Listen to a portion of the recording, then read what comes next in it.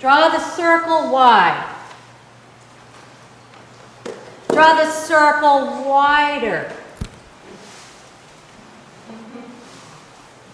So I want to show you something.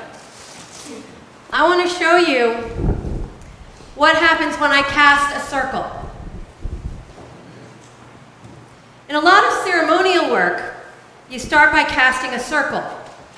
You always want to go clockwise around a church or within it, because legend says there was a boy who was transported to the fairyland because he walked widdershins counterclockwise around a church building. 20 points for any English professors who can tell me the source of that legend. Anybody? Okay. I think it's, yeah, what? Scott's got it? Okay. Child Roland, I think. So I'm superstitious enough never to go widdershins counterclockwise when I'm casting a circle unless I'm opening it or undoing some energy. All right, I'm going to actually go all the way around. So I create this circle. Did you notice? You may not have noticed what happened while I did. What was I looking at most of the time? Backs, right? You all turned around to look at me, but generally, when you're on the perimeter of a circle, you see a lot of people's backs. See the back of them. So that's something that we need to recognize about a circle, which is that it's a boundary. When someone isn't already within a circle, they have to approach it from the back, and the first thing they see is, as I said, the back of your head, which is not very friendly, is it? So you see why we're so obsessed with having folks stand at the door of the church every Sunday morning as greeters. We don't want anyone's first experience of this community to be trying to figure out when and how to tap someone on the back and to get their attention to open the circle. So it's not just a question of who's going to turn around and look at those outside the circle to invite them in. It's who's going to turn around and look for them. Looking for them, not just at them. When you get married, those of you who did get married, you put a gold or platinum ring around the fourth finger of your left hand. More ancient legend. It used to be believed that there was a vein that ran from this finger directly to the heart. And that's the origin of why betrothed folks put the ring there. And the couples who get married usually say something like, "May this ring encircle your finger like my love encircles your heart." And that's why they wear a ring and not a pendant or a tiara. Can you imagine walking around every day with a wedding tiara? They wear a ring because a circle is a symbol of wholeness and of unity and of the earth and the sun and the moon. But it's also a symbol, when worn on that fourth finger of the left hand, of forsaking all others. A boundary. To draw a circle is to keep something in, and to draw a circle is also to keep something out. That's a hard thing to acknowledge, that a people of love would want to keep something out. We accept everyone. We welcome everyone. Yes, we do. But when we draw the circle of community, we do draw a boundary. We know what we want to keep out. Hatred, bigotry, ignorance, and that we want to keep those things out of ourselves as well as out of the circle. It's a constant work that is encircled by our commitment. So I'd like to introduce you to a key spiritual practice of being in community, which I get actually from the cosmos, and that is that just as the Earth, I hope I don't get this wrong, the scientists are going to kill me if I do. We're like little planets. We have to rotate, right, like the Earth does, even as we make larger revolutions and create the circle. So we're always looking who's in, but who's out. What's inside the circle? Who's outside the circle?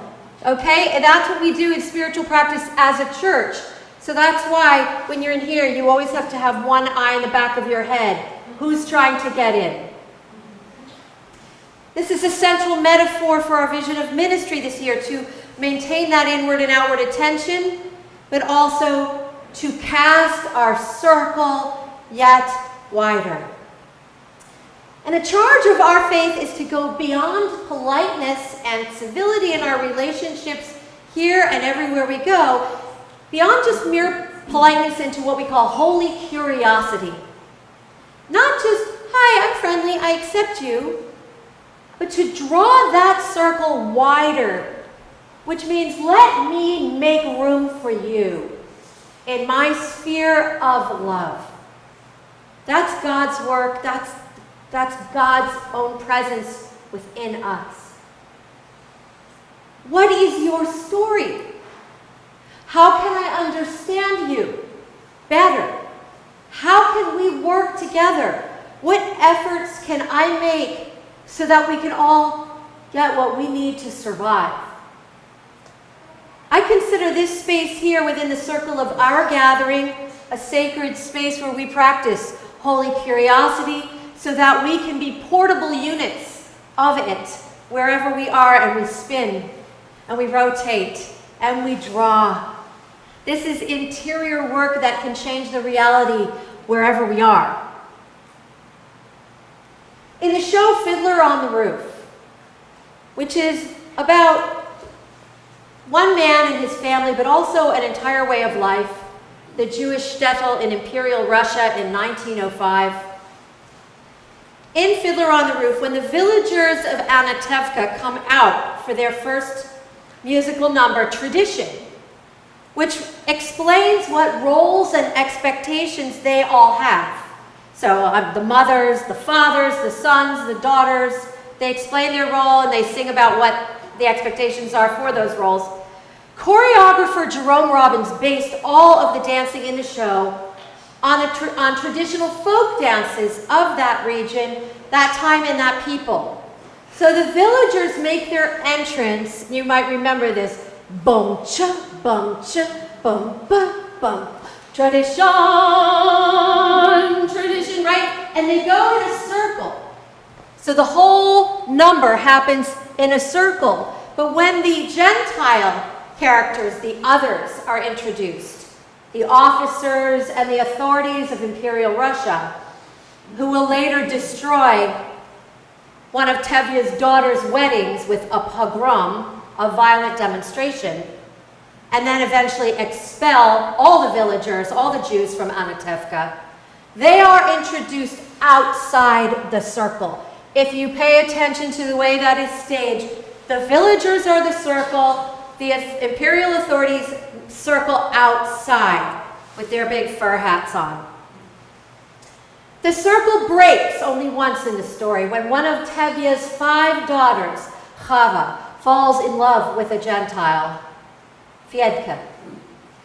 Even though Fyedka is a liberal and feels that what the Russian authorities are doing to the Jews is terrible, Papa Tevye cannot bring himself to break the circle of tradition, and he shouts his daughter out of the circle as she comes to beg to be accepted. She has run away and married Fyedka in a church. She begs him, Papa, please, I beg you to accept us. And he yells, no, Chava, no. And in most productions, she backs up, crying, begging, and she backs up and falls out of the circle. So even though audiences may not notice technically what just happened, they feel it. Being cast out of the circle, of any circle, is a terrible trauma. It's a reminder to all of us that this can be some people's experience of community, and that there is always healing to do within the circle. That its boundaries must never be a wall or a prison, but must be made of permeable, flexible material, with lots of gates that go in and out, right? I'm sorry, my microphone died. The battery's dead. So, how about this? The circle is a beautiful formation for those who reject strict hierarchies. There's equality, right? The horizon is a shared one. Minister Emeritus Van Knight of this congregation put the chairs in the sanctuary in this arrangement, and it may have been Bob Slater before him who did that first, I don't know. But they did that so that this would be as close to a circle as possible. Many congregations, as you know, have straight pews. And sometimes those pews can't be moved, and the minister is way up on a pulpit up on high. Hierarchy. But for a covenantal tradition, which ours is, the circle is a better shape. In a circle, we must regard those faces of all with whom we are in sacred bond of covenant. We have to regard the faces of all those who hold God within them, just as we hold the holy and the divine within ourselves. The holy that is present in each and in everything, not just above and below, but among and within, and in the spaces between us. So those who join the circle that we are ever widening, they may have questions. Especially one significant question: what's at the center of that circle you draw? Is it the holy? Is it the individual? Is it the past? Is it money? Is it the future? Is it justice? What about love? Is it the human heart or is it the natural world? We have no official doctrine to which we can turn in order to answer this question, but I have a suggestion. For me, what is at the center of our circle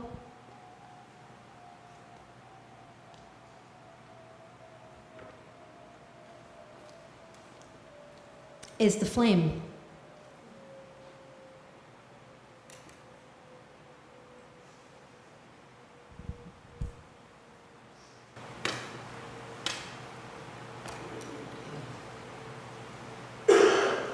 The flame of the Spirit, the flame of the chalice, the flame of God's inextinguishable love for creation and for each one of you and for each and every one. The flame that draws us out of darkness, of ignorance and fear. As we draw the circle wider this year, let the flame light us on our way. Do you hear?